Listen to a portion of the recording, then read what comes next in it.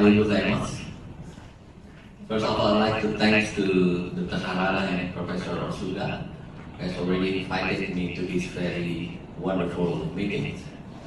So I'd like to talk about the PCOS and AMH, how the pitfalls in diagnosis and also in management. And I have no conflict of interest with regard to our presentations. We know in our populations, most of the follicles are arrested at a diameter between 5 to 8 millimeters.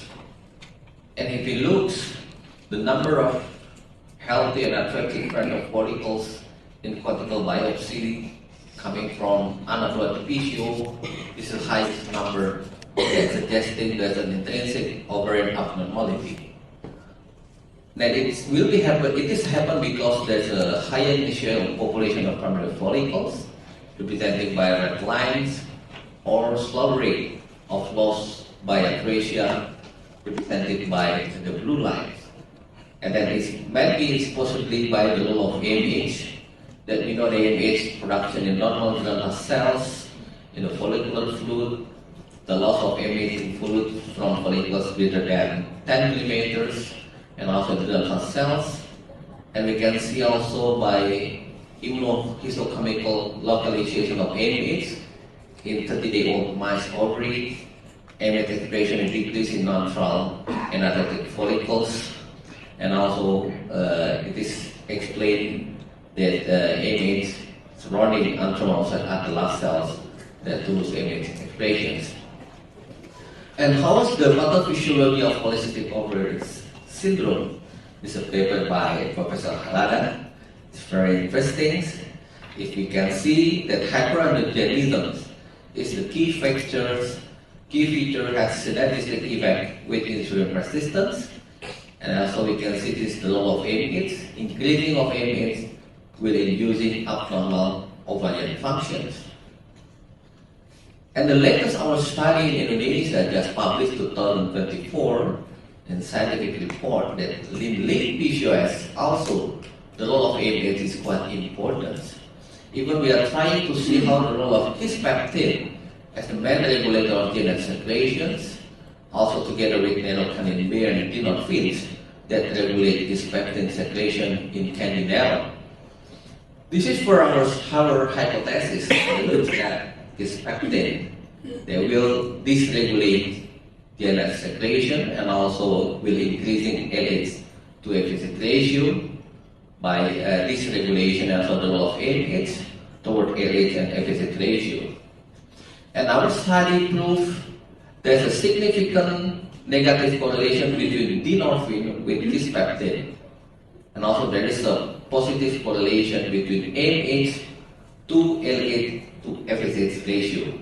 So that's why it's quite important the role of AMH instead of dysregulation of hispeptide toward DNRH and increasing LH in lean PCOS patient in Indonesia. So this is the proposed mechanism how LH-FSH ratio increasing in lean PCOS patients. Number one is dynorphin from candidarium, increasing the activity of GnRH neurons, increasing GnRH frequency, increasing LH secretion, and increasing LH to FSH ratio. AMH produced by the ovary affect GnRH neurons and increasing also LH to FSH ratio. And on the other hand also, insulin resistance will increase in free androgen index, while free androgen index will increase in AMH. So that's why this is the pathogenism in the lean PCOS patients in our populations. And we know that AMH decreasing the aromatase expressions, so that's why indirectly AMH will reduce the follicle sensitivity toward FSH hormone in the human granule cells. It is also reducing FSH receptor micro messenger RNA expressions. In our study also we found there's mutations of AMH gene promoter sequence.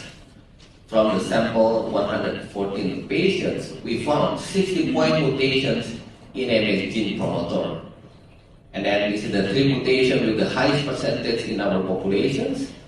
This is minus 245, C to T is 88%, then 444 A to G, almost 88%, and then 674 GA, this is 100%. The latest study also in our center, we are trying to see the signaling pathway prediction using integrated bioinformatic approach. We do the in silico studies, trying to see how the genetics playing important role biological mechanism of PCOS, including also AMH. This is 82 candidate genes associated with PCOS from the database, and we do the protein-protein internetworking by this is 3 distinct cluster. This is a very important IGF receptor, and then this is also a receptor and BMT, then SMART receptors, and then the integrated analysis from the current site demonstrated this hub cluster connecting us closely associated to the pathogenesis of PCOS. This is very important MMPK signaling pathway, serve as a cellular energy monitor. This is facilitated by kinase, and then it's very important how the MPK also very inhibiting biosynthetic pathways like protein, protease, and glycogen synthesis.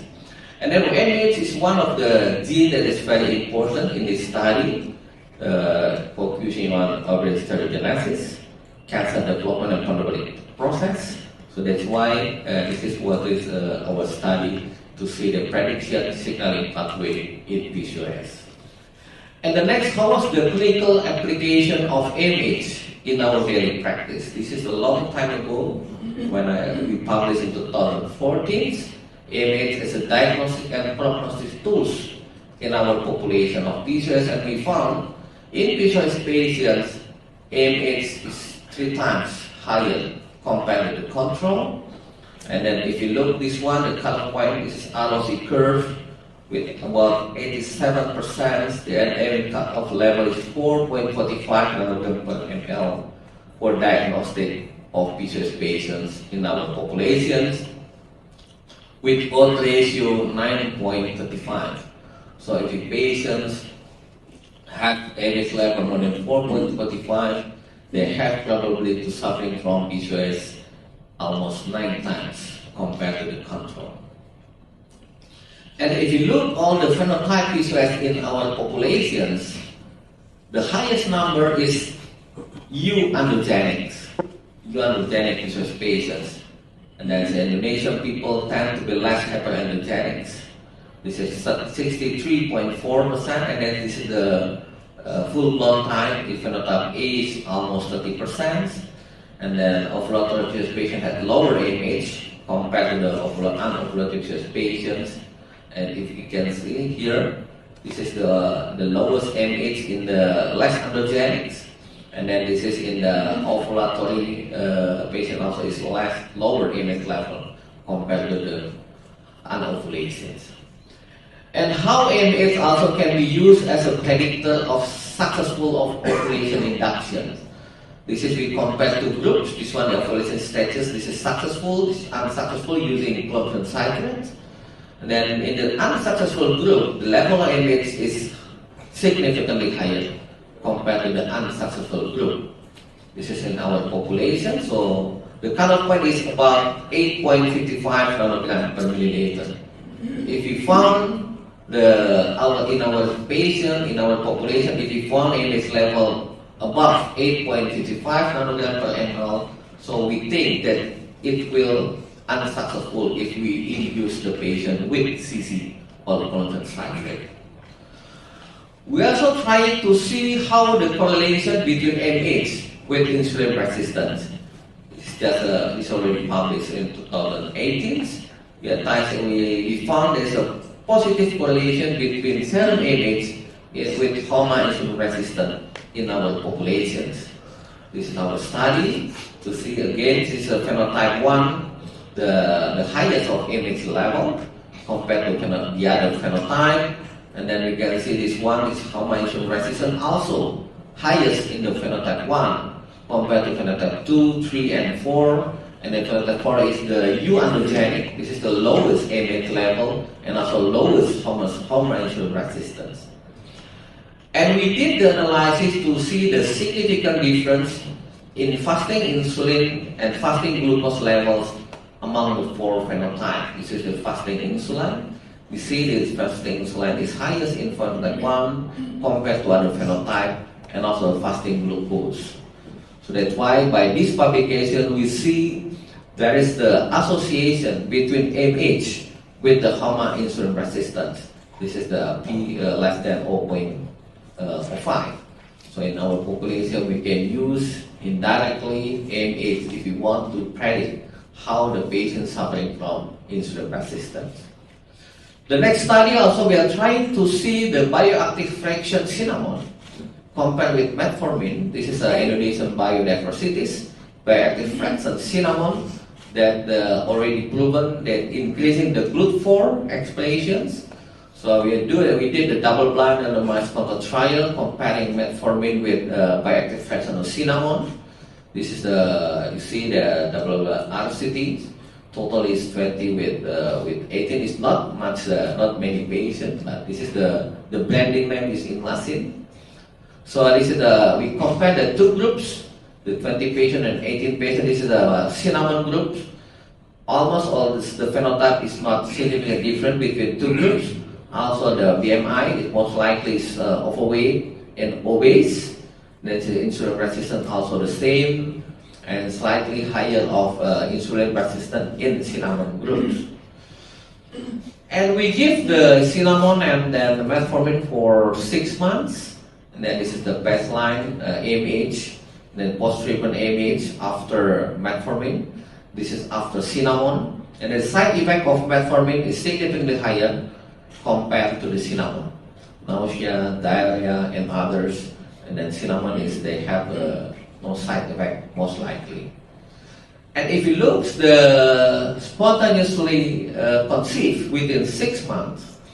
This is in 2 groups. This is in metformin. This in metformin group we found 5 over 20 patients naturally conceived within 6 months. Only after patient received metformin with the dosage 1,500 milligrams daily. And then we see the changes of AMH after metformin. All the patient was conceived. The metformin significantly declined after 6 months of metformin. This one is the delta of AMH after 6 months. Then compared to the metformin, the cinnamon group they have only 2 patients conceived naturally after 6 months receiving cinnamon bioactive fraction 200 milligram daily. Then also this one is the AMH also declining, but not as significant as metformin group if you look at this table. And the next also we are trying to see how the correlation between AMH with the metabolic syndrome in our population. This is published in 2020. And again, this is the phenotype 1, phenotype 3 and 2, 3 and 4. You can see this one, AMH is highest in the phenotype 1. And then this is the prevalence of metabolic syndromes, again highest in the phenotype 1 compared to other phenotypes. Even it's very strange in the last, the phenotype 4 also is a little bit higher compared to other phenotype 2 and phenotype 3. But if you look this one, this is the phenotype 1. This is 36% with AMH again. This is highest compared to other phenotype. So this one is if you can see here that is 6.1% the phenotype 1 suffering from metabolic syndrome with odds ratio 3.65, 3.56 to phenotype 1 to suffering from metabolic syndrome compared to other phenotype 2, 3, and 4. And this is also the newest the study, the role of bioactive fraction cinnamon in minimal PCOS. This is randomized, double-blind, and non-inferiority study to see how the bioactive fraction cinnamon compared to the metformin. and to see this is to evaluate the clinical and metabolic efficacy, and then also to see the reproductive parameters and to evaluate the safety by active on cinnamon in women with PCOS compared to metformin. And this is all we enroll the data, all the 124, this is 62, this is a completed study. Available for intent to treat analysis is 52 and 54, 52 for cinnamon, 54 for metformin. Some patients were withdrawal because of many reasons. Number one, this is the SA ratio in the right ovary, and then this is left ovary. You can see this one is the cinnamon groups. After 6 months, the SA ratio in the right ovary is better declining, and this is also in metformin groups. This is in the left ovary. This is metformin group. This is in the cinnamon group. This is left ovary, and then BMI, one of group declining after 6 months. This is metformin. This is cinnamon. This is metformin. Cinnamon is the slightly higher BMI compared to the metformin. This is Y circumference. One group also declining and improving after 6 month therapy. This is cinnamon. This is metformin. And then if you look, this is the menstrual regularity rate. This is cinnamon group. This is metformin groups.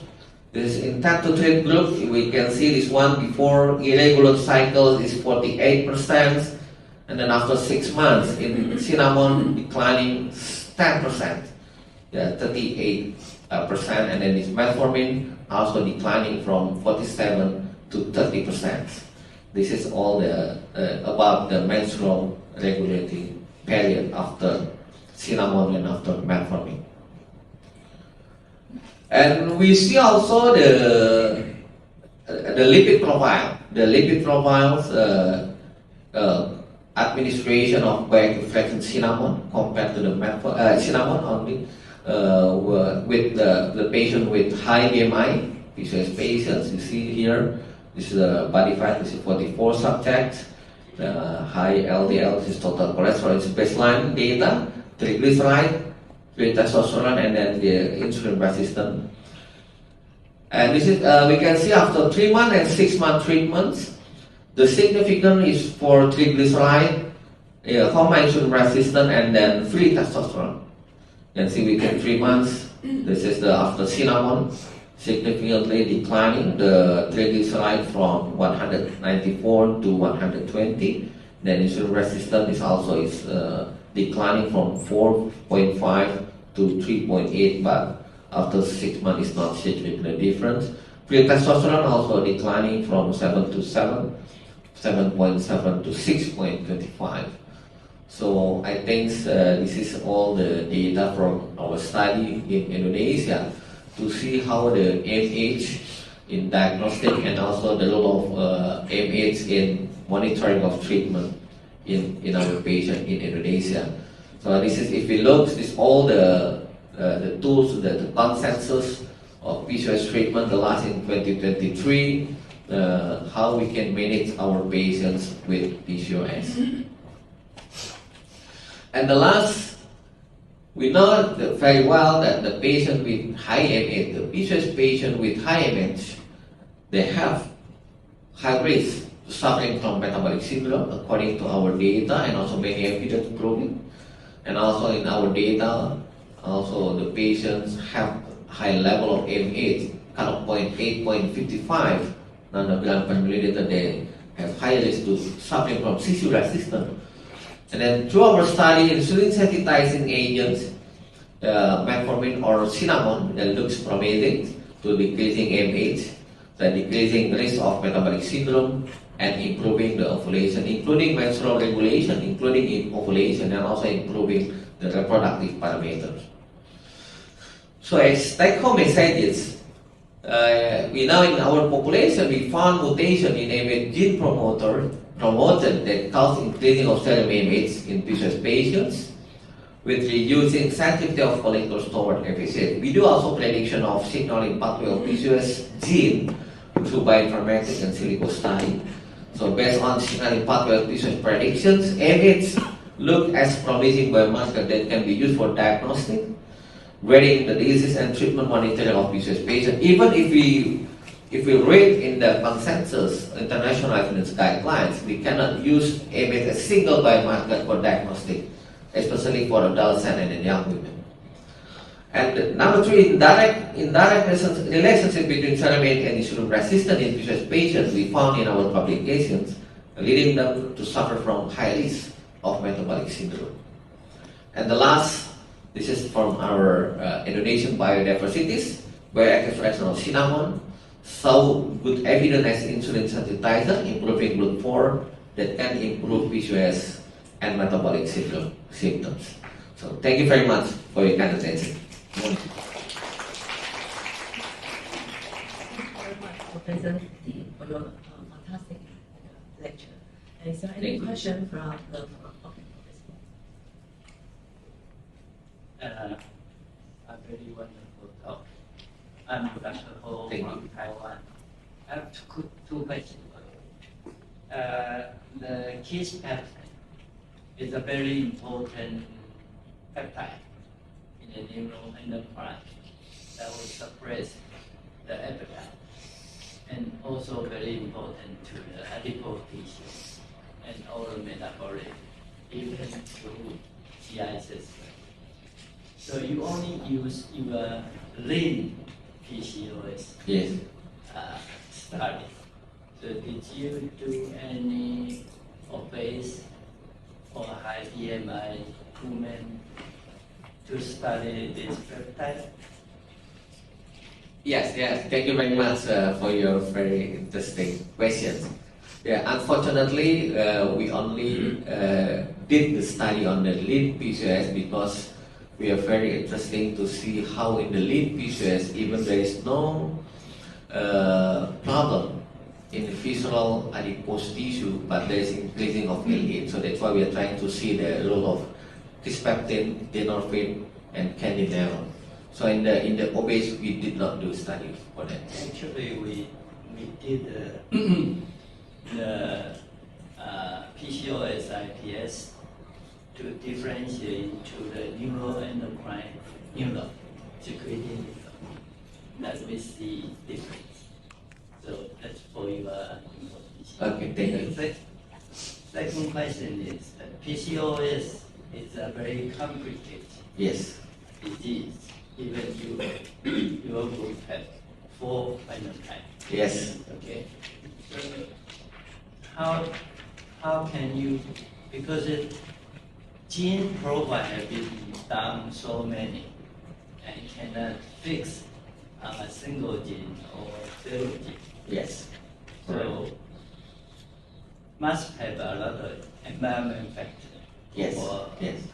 Like, so through the exercise and diet control, you can achieve a lot of things. Your cinnamon study, if I read it right, is the metabolic decrease or body weight decrease. Yes. Less effective than. So how you expect your cinnamon in the high obesity group or lean group will have any effect?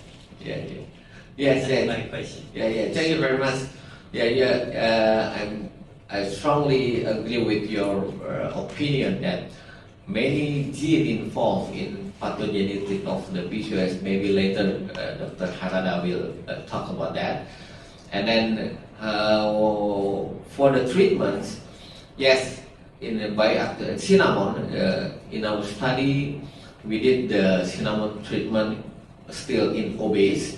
We did not compare between obese and lean PCOS patient how the efficacy, but it's also very interesting. The study is not finished yet. Later we want to see how the difference, the efficacy of the insulin sensitizing agent such as cinnamon compared for both groups. Thank you. Thank you for your wonderful talk. So I'm very impressed by the good effect of cinnamon. So I wonder whether cinnamon also showed similar beneficial effect in the metabolic profile of non-PCOS women? Yeah. Yes, thank you very much. That's right. Actually, the first study of cinnamon in our country, when we make a collaboration with pharmaceutical company, did the bioextraction of cinnamon, it worked for GLUT4, and then it worked for the patient suffering from diabetes mellitus type 2.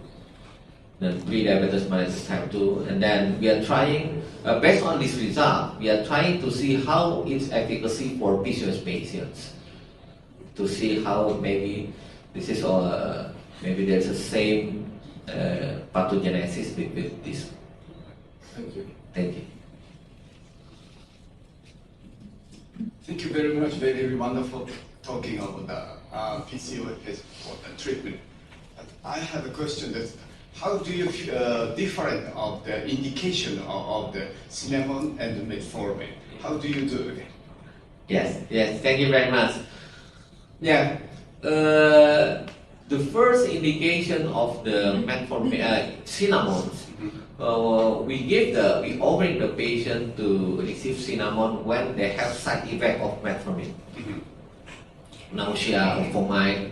Many of our patients, they cannot take metformin with the higher dose, 1,000 milligrams. They're suffering from nausea. So in this kind of patient, we offering the cinnamon. Okay, thank you. So the much the obese patient using the first of the cinnamon or metformin first? Metformin first. Okay. Metformin first. If you look this the study also, in declining of AMH, metformin is still better than cinnamon. Okay, thank you very much. Thank you.